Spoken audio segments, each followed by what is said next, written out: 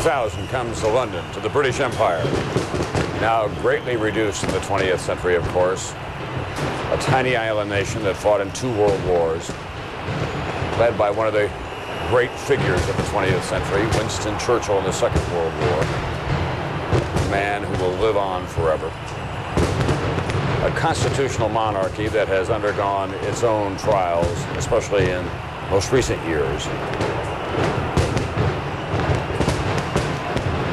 But still a dynamic political, cultural, economic, and stylish nation, making so many contributions, wondering what lies ahead for the English-speaking people of the British Isles.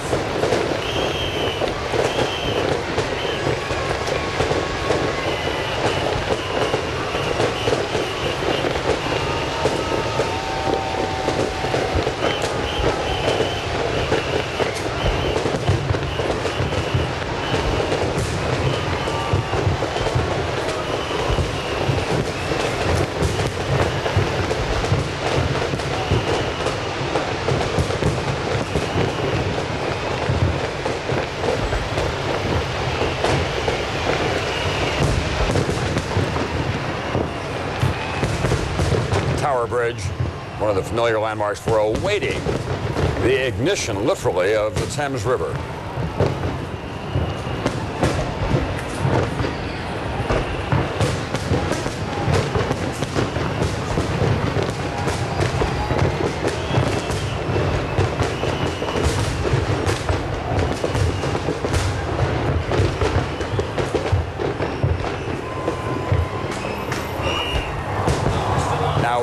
The Millennium Dome, where this celebration, the largest domed construct anywhere in the world, we're told. This celebration will go on until dawn.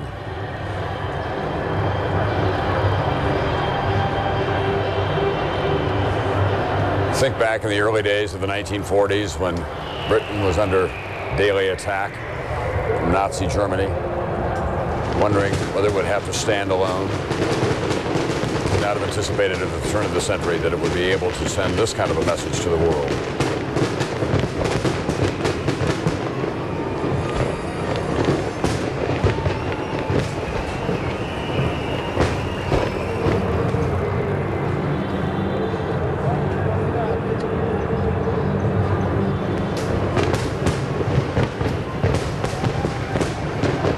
Modern young Prime Minister Tony Blair, traditional monarch and Queen Elizabeth, who has suffered her own horrible years, as she has described them, the death of Diana, the divorces within the family, the whole question about the place of monarchy in Britain. All that set aside tonight for the celebration.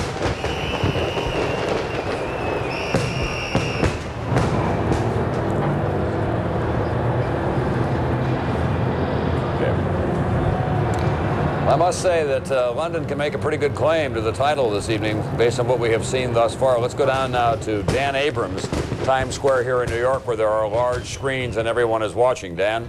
Well, Tom, so far just one big party here in Times Square, a day-long party as cultures around the world, like in England and other nations, celebrate the Millennium. So too does Times Square, with token celebrations of those local cultures. Now, as for security here in Times Square, about 8,000 police officers on hand just here in the Times Square area, many of them in riot gear. That's nearly twice as many as were here last year. But that's not particularly surprising, since there are nearly 4 times as many people expected. So far, the police officers have been engaging mostly in crowd control, making sure that people stay in certain areas, making sure that certain areas can have emergency vehicles going by, and so far, so good. Tom? Thank you, Dan Abrams. We're going back to London now, watching this spectacular fireworks display. The Eye of London, that giant Ferris wheel that they could not put people on for safety reasons back inside the Millennium Dome.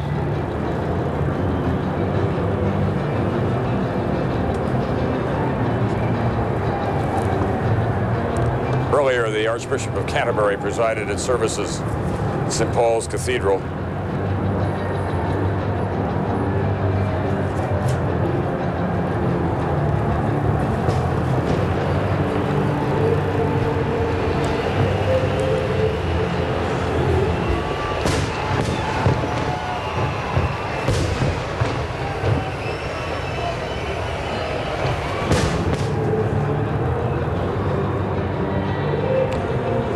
To show you the river of fire, we're going to go away for just a moment now. We'll be back with more from London and around the world on this dawn of a new age right after this. It's time to celebrate Cleveland as a city on the move, a city of hard-working people and close-knit families. Cleveland stands as a city of the future, from the east side to the west side and everywhere in between. Now, as part of Cleveland 2000, First Energy invites you to the Millennium of Light celebration this New Year's Eve at Public Square. Join us for the lighting of the world's largest light bulb, fireworks, and live entertainment. First Energy. Our energy is working for you.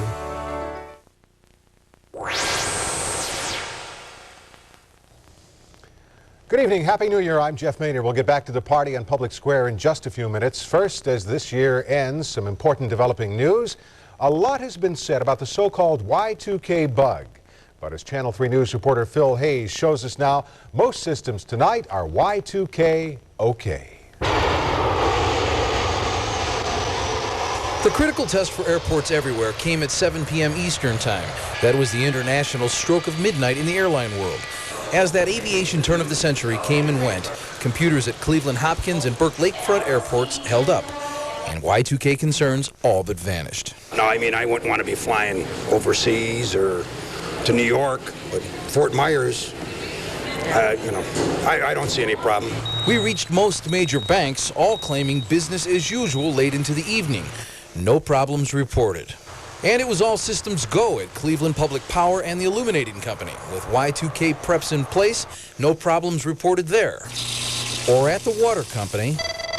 And Ameritech continued to watch for Y2K problems, but reported all systems operating normally there. And if you're wondering if your personal computer is Y2K ready, the designer of the WKYC website says there's still time before midnight to find out.